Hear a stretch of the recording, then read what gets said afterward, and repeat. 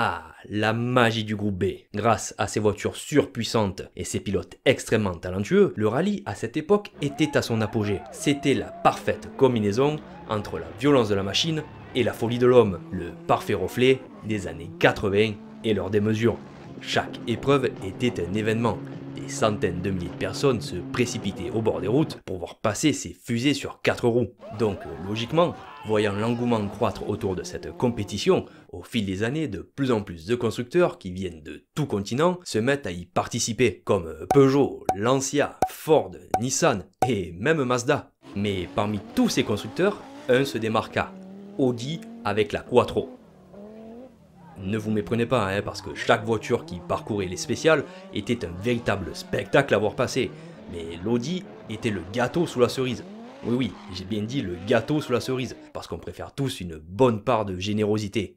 Et c'est ce qu'est l'Audi Quattro. D'ailleurs, comme disait le pilote Walter Hall à propos de ce monstre, je cite, « Cette puissance, ce son, cette brutalité, c'est une forme de beauté. » Et moi personnellement, je pense que ça résume bien cette auto. Allez, n'oublions pas les politesses. Bonjour à toutes et à tous, bienvenue sur ma chaîne. Aujourd'hui, nous allons parler d'une bagnole de légende. Aujourd'hui, vous allez tout savoir, ou presque, sur la démoniaque Audi Quattro.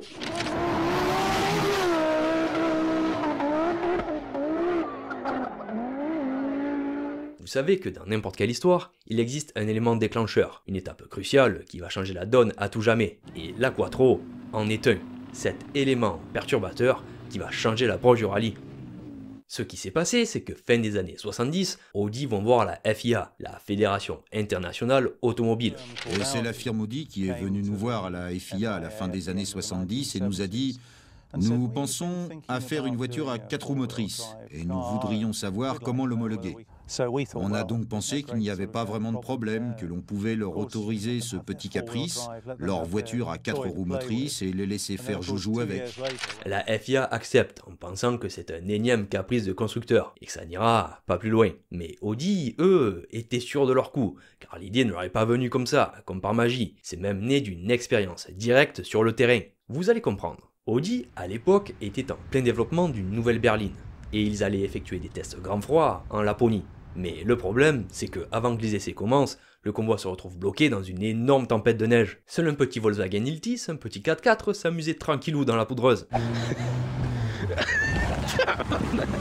Donc, après cet essai grand froid, disons-le plutôt foireux, les ingénieurs font part de leur rapport au grand patron, Ferdinand Piëch, qui a sur le coup une idée qui va révolutionner le rallye et aussi l'automobile, c'est-à-dire de prendre la berline, le 4x4 et en faire une seule voiture. C'est 2 ans plus tard, en 1981, qu'Audi se ramène avec leur tout nouveau jouet, la première version de la Quattro. Et là, la FIA a vite compris que ce n'était pas un caprice. J'ai bien peur que nous ayons été totalement pris de court.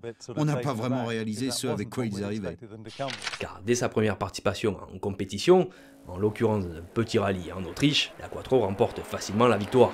Ah! Et je dirais même plus parce qu'à partir de ce moment, ils n'ont pas simplement gagné leur premier rallye. Ils ont changé cette compétition à tout jamais. Ils ont inventé le rallye moderne. Car aujourd'hui, il est impensable dans le championnat WRC de trouver autre chose que des voitures en 4 roues motrices. Et tout ça, on le doit à l'Audi Quattro. C'est à ce moment-là que le mythe des 4 anneaux va se bâtir.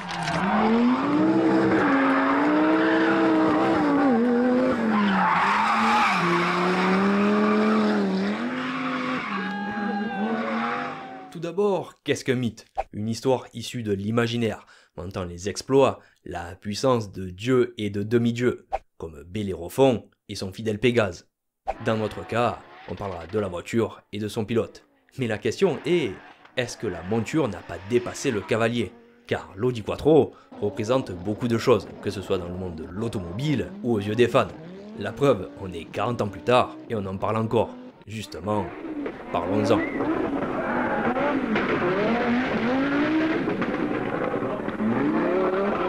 Alors, la carrière officielle de la Quattro commence dans la catégorie légendaire du groupe 4, la catégorie qui a précédé le groupe B.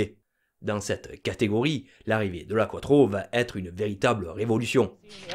J'ai réalisé depuis le tout début de la saison que l'adversité viendrait d'une nouvelle technologie, une nouvelle voiture à 4 roues motrices qui représente pour moi l'avenir. Et oui, car le groupe 4 est connu pour avoir abrité presque que des voitures propulsion. Et quand on dit propulsion, on dit des voitures qui font de gros travers, des gros travers de port même. Tout le contraire de la Quattro, qui grâce à ses 4 roues motrices reste rivée au sol, ce qui lui permet d'aller beaucoup plus vite. Donc pour participer dans cette catégorie, il fallait vendre un minimum de 400 exemplaires. Finalement, ils en vendront plus de 14 000. Combien? Et ce n'est pas pour rien, parce que bon, c'est une excellente voiture, mais surtout une excellente sportive. D'ailleurs, j'ai une petite anecdote bien amusante à ce sujet. Aux alentours de cette période, il y a eu un affrontement sur le circuit du Nürburgring entre une Porsche 911, qu'on ne présente pas, et l'Audi Quattro. Pour vous la faire courte, c'est pas la Porsche qui a gagné. Donc maintenant que la voiture est engagée, il ne manque plus que les pilotes pour dompter ce monstre et son 5 cylindres turbo de plus de 350 chevaux. C'est le regretté Hannu Mikkola et notre Michel Mouton national qui vont s'y mettre. La première épreuve majeure auquel va participer l'Audi Quattro va être le célèbre rallye Monte-Carlo. Ça sera le meilleur moyen de se faire remarquer, mais malheureusement, ça sera un semi-échec, puisque Hannu Mikkola remporte 8 spéciales avec une avance de plus de 5 minutes, avant d'accidenter la voiture. Et au moment où il a voulu débrayer, donc passer du pied gauche sur l'embrayage et freiner avec le pied droit, le pied est passé à travers entre la pédale d'accélérateur et la pédale de frein avec le bout de sa chaussure. Et il a tapé dans un mur. Il n'empêche que beaucoup comprennent à ce moment précis que le rallye est sur le point de changer radicalement et que la clé pour aller plus vite, c'est d'améliorer le passage de la puissance au sol.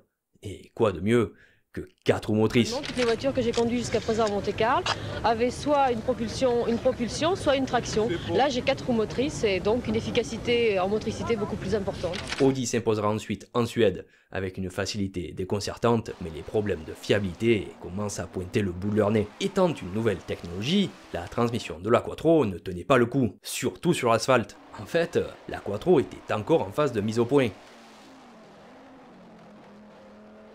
Donc ce qu'on faisait chez Audi, c'est qu'on prenait la pièce défectueuse, on la redessinait, on la réusinait jusqu'à ce qu'elle soit presque, et je dis bien presque, incassable. Vous comprendrez tout à l'heure. En début de vidéo, je vous disais que pour construire un mythe, il faut des exploits. Et bien le premier arrive au rallye de San Remo 1981. Michel Mouton et sa copilote Fabrizia Pons sont le premier équipage féminin et aujourd'hui encore le seul à avoir remporté un rallye de championnat du monde WRC. Audi capitalise en finissant leur première saison sur une victoire au rallye de Grande-Bretagne. Le règne des propulsions touche à sa fin, mais c'est pas pour autant qu'ils vont se laisser faire.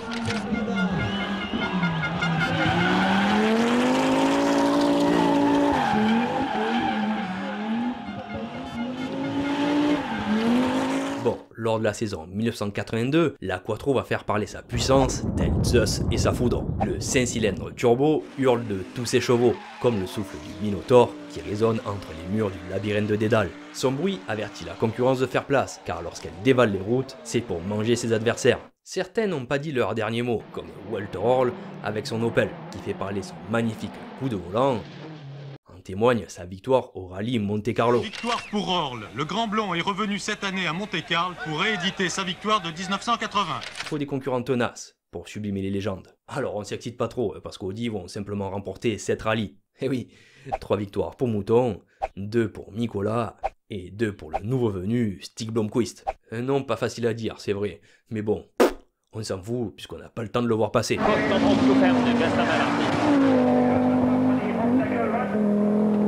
Et quand la Quattro ne gagnait pas, elle finissait la plupart du temps sur le podium. En fait, à cette époque, on peut comparer l'écurie d'Audi aux Galactiques du Real de Madrid. Ils avaient les meilleurs pilotes, les meilleurs ingénieurs, comme le célèbre Roland Gumpert, et la meilleure voiture. Tout le monde en veut une, car c'est la meilleure voiture actuellement. Il y a beaucoup de très bons pilotes dans l'écurie. D'accord, nous avons la plus importante écurie en Europe avec de bons pilotes. L'année 1982 sera la bonne pour la marque aux 4 anneaux, car c'est la première marque allemande et aussi la première voiture 4 motrices à devenir champion du monde des rallyes. De quoi ajouter quelques exploits au mythe de la Quattro.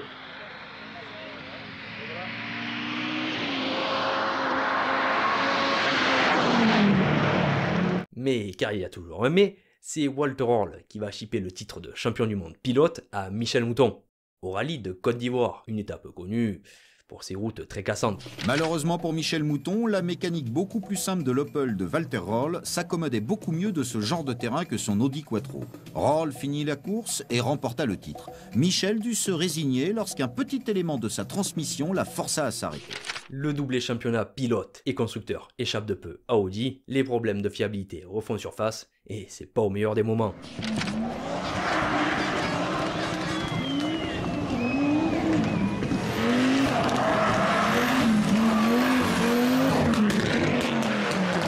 Nous sommes en 1983 et nous entamons l'âge d'or du rallye, le groupe B. La période dans laquelle l'Audi Quattro va choquer le monde entier. La période qui va l'élever au rang de mythe. Audi commence sur les chapeaux de roue, et c'est le cas de le dire. Hanno Nicola va remporter 4 épreuves et Michel et Stig vont enchaîner de très bons résultats.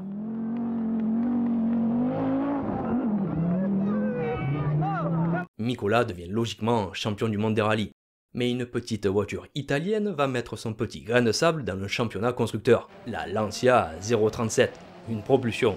Et oui, comme un cerbère accroché à son os, beaucoup s'entêtent encore avec cette vieille architecture. Et dans leur cas, ça va payer. En fait, les Italiens ont tout simplement développé l'une des meilleures propulsions de son époque. Réunissant la vieille recette de la légèreté et de la puissance, elle pèse que 980 kg avec un moteur central arrière qui fait plus de 300 chevaux. Avec la 037, Lancia vont profiter de tous les pépins mécaniques qu'arrive à Audi, car comme je le disais précédemment, les problèmes de fiabilité refont surface. Le moteur a pris feu. On avait le problème depuis un moment, et puis maintenant il faut qu'on change la pièce, là, le collecteur. Et vous savez que le malheur des uns fait le bonheur des autres. Lancia offre un magnifique barreau d'honneur aux voitures propulsion, en subtilisant le titre constructeur. C'est face à l'adversité que les victoires sont encore plus belles. C'est la saison suivante, en 1984, qu'Audi arrive enfin à faire le doublé pilote et constructeur.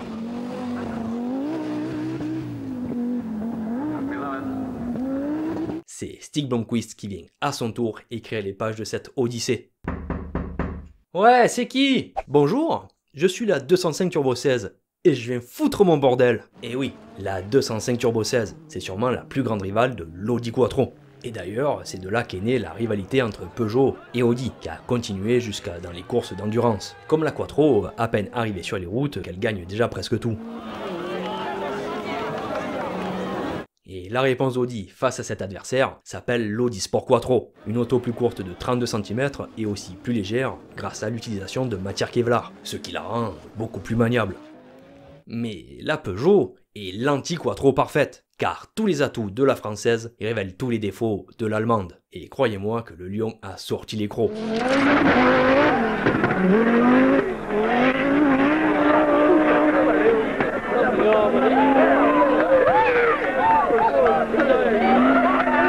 Toute grande histoire a une fin, tout grand mythe se termine, comme l'histoire d'Achille qui se fait transpercer le talon par une flèche, terrassé par son seul point faible.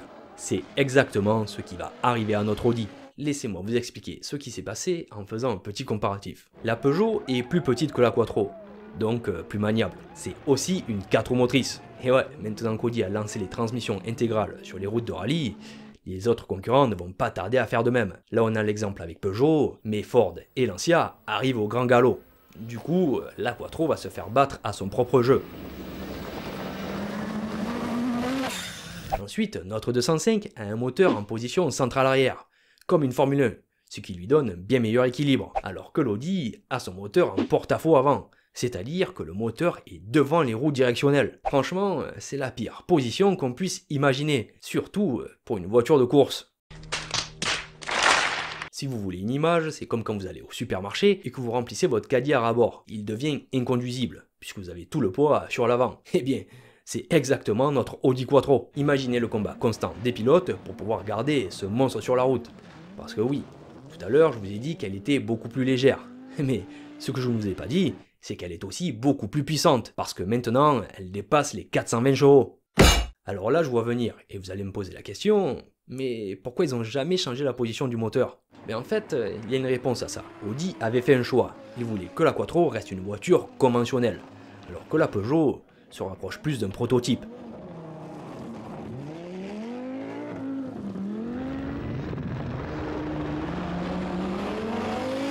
Mais c'est pas pour autant qu'ils vont s'endormir sur leur laurier. C'est une évolution de la Sport Quattro qui va voir le jour. La voiture la plus mythique du groupe B, la bête aux 4 anneaux, la Quattro S1.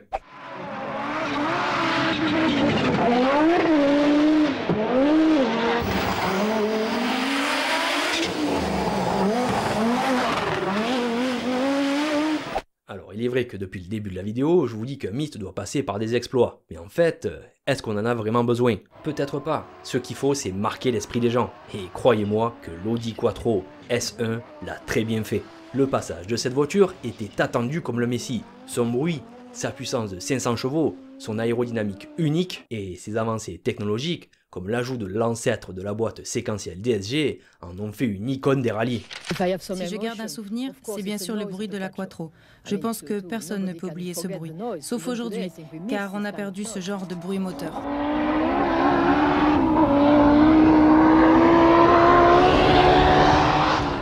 Car même si la Quattro en général a un très beau palmarès, c'est avant tout le côté de monstre déchaîné de la S1 qui a marqué les esprits, comme si on lâchait un titan au milieu de la foule. Chaque passage de cette voiture se résumait une démonstration sauvage de puissance et de démesure. C'est pour ça qu'on résume souvent le groupe B à cette bagnole. C'est parce qu'elle est la personnification de cette catégorie légendaire.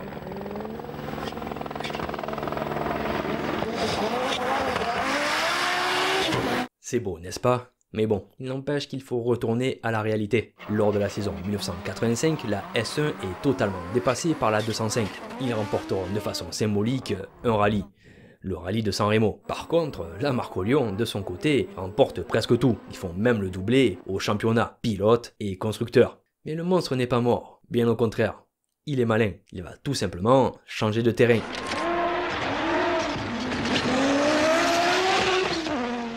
Et oui, il en faut bien plus pour terrasser la bête. Et c'est à Pikes Peak, le mont Olympe de l'automobile, que la Quattro et le groupe B en général vont tirer leur révérence. C'est la course de côte la plus célèbre au monde, dans laquelle la Quattro se fait remarquer déjà depuis quelques années. Si cette course de côte est devenue un véritable phénomène, c'est en partie à cause de la chute du groupe B en 1986. Suite à ce triste accident qui coûta la vie à Sergio Cresto et Henri Toivonen, mais aussi grâce à l'enchaînement de victoires de la Quattro depuis 1982, qui attire logiquement de plus en plus de médias, et ça arrive aux oreilles des autres constructeurs, qui se retrouvent avec leur monstre sur les bras. Ouais, mais ce qu'ils ne savent pas, c'est qu'il n'y a qu'une place sur le trône des dieux, et Audi sont bien décidés à la garder. Alors la vérité, c'est que la course explose médiatiquement en 1984, après que Michel Mouton remporte la victoire dans sa catégorie et finit deuxième au classement général. Parce qu'une femme qui distribue des fessées à tour de bras derrière un volant, c'est pas courant. Et les Américains ne sont pas très habitués à ce genre de choses. Pour eux, la place de la femme, c'est à la cuisine! Bref, du pain béni pour les médias. C'est donc comme ça qu'on y retrouve beaucoup de groupes B. Bon, je disais qu'en 1984, Mouton fait un très bon résultat. En 1985, elle termine première et elle établit même un tout nouveau record. 11 minutes et 25 secondes. Puis l'année d'après, en 1986, Audi reclaque un tout nouveau record. Encore! Et cette fois avec une nouvelle voiture, une S1, pilotée par un Américain, Bobby Unser. On ne les arrête plus, puisqu'en 1987, lors de leur dernière participation, ils nous proposent l'évolution ultime de la S1, la spéciale Pikes Peak. La plus aboutie des voitures de rallye de tous les temps, une très spéciale et unique voiture construite spécialement pour une course. Elle pèse tout juste 1 tonne pour une puissance de 600 chevaux. Deutsche Qualität. De plus, elle est facilement repérable à cause de ses énormes ailerons, qui sont faits de telle manière à l'empêcher de cabrer. Je répète pour ceux du fond qui ont mal entendu, l'aérodynamique de cette voiture est étudiée pour l'empêcher de cabrer, alors que c'est une 4 motrices avec un moteur en porte-à-faux avant. Elle sera pilotée par l'immense Walter Hall, et vous en doutez bien qu'avec un engin pareil, il tombe un tout nouveau record, 10 minutes et 48 secondes, au grand désarroi des Peugeot qui finissent juste derrière. Je suis parti en Amérique pour courir. Après coup, je peux me dire merci mon Dieu, ce fut le plus beau moment de ma vie. C'est quelque chose qu'il faut vivre, le fait de gravir un chemin de terre à plus de 220 km/h. L'histoire de la Quattro finit de la meilleure des manières et le mythe commence.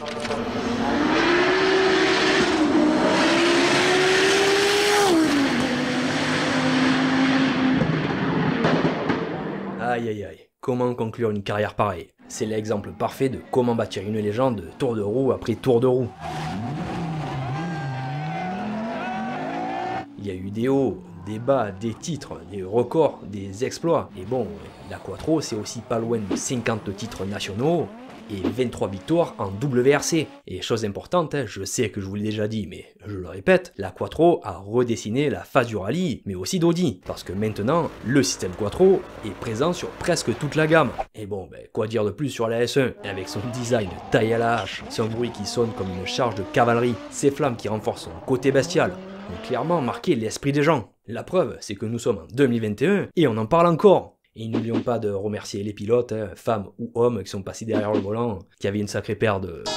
Enfin, vous avez compris quoi. Allez, on va s'arrêter là parce que sinon je peux en parler pendant des heures. Nous sommes donc à la fin de la vidéo, j'espère que ça vous a plu. Et pour ceux qui sont abonnés à ma chaîne, oui, je sais, j'ai déjà fait une vidéo sur l'Audi Quattro. Mais bon, personnellement, elle ne me plaisait pas du tout. J'ai donc décidé de tenir compte de vos critiques et d'en refaire une à la hauteur de la légende. Pour les prochaines, promis, je vous fais une vidéo sur Hannu Mikkola et sur la Nissan GT-R R32. D'ici là, n'oubliez pas, il y a deux types de passionnés, ceux qui ont les moyens de l'être et ceux qui se donnent les moyens de l'être. À la prochaine, ciao ciao.